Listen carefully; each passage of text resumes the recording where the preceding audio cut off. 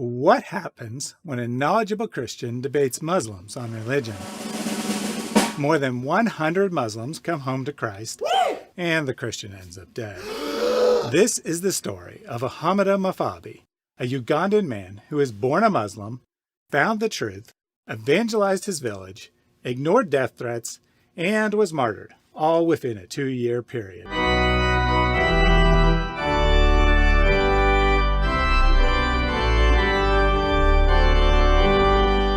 "Stop taking our members," read the text message. "Let this be known to you that your church and your life is at risk." Mafabi was no stranger to threats since he left Islam in December 2020, but I have to imagine he smiled when he read those words. His work for the kingdom was having an effect. The Muslims were desperate. They couldn't compete with Mafabi's knowledge, and more Muslims were accepting Christ as Savior every time they tried to debate him. Their dawah scripts were no match for the convert who knew both religions well. Something had to be done, so they moved from debate to threat. As Muhammad said, better to right a wrong with your fist than with your words.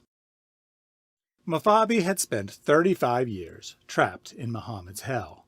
Then a local pastor told him the gospel. Several visits later, he was convinced, and his life was changed forever. Christianity offered answers. In response, the Muslims had nothing. They could offer only threats of violence. Mafabi had to relocate with his wife and 4 children. But no matter, he had found the truth, and he wasn't going to keep quiet about it. 6 months later, he was teaming up with the same pastor, publicly challenging Muslims to debate. Debate after debate, it became clear Islam couldn't stand up to scrutiny. Debate after debate, more people left Islam. Using his knowledge of his former religion, Mafabi and his pastor led more than 100 Muslims to Christ over the next year. The threats continued, but the two waged forward. This is part of the spiritual warfare that comes with Christian persecution, and I'm ready to face it, the pastor explained. Mafabi survived 4 assassination attempts from Muslims too cowardly to face the truth. They were losing the debates because their prophet is a joke, and their religion has no truth to offer. On January 2nd, 2023, a 5th attempt was made. That day saw 13 Muslims put their faith in Jesus due to a public debate.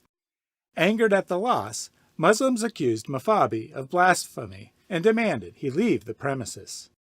On the way home, 2 men knocked him from his motorcycle, shouted Allahu Akbar, overpowered him, and cut his neck with a long Somali knife, said an eyewitness. Thus, they accomplished what their God could not do. They silenced the critic, not with facts, but with violence, and ironically proved that even a knife is greater than Allah. Too bad a knife can't shut off the internet, and Allah's days are thus coming to an end. Do not fear those who kill the body, but cannot kill the soul. Rather fear him who can destroy both the soul and the body in hell. This video is for you, Ahamada. See you in heaven soon, my brother. Prayers go to the unnamed pastor who will continue the fight. Good luck stopping him, the 100+ converts already won, and the army of online evangelists out of your Somali knife's reach. God is indeed greater, but his name isn't Allah, and he doesn't need knives. The true God, Jesus Christ, wins with facts, and a 7th century warlord mentality can do nothing to stop him. 1 life was lost, but 100 souls were saved in the battle of good versus evil.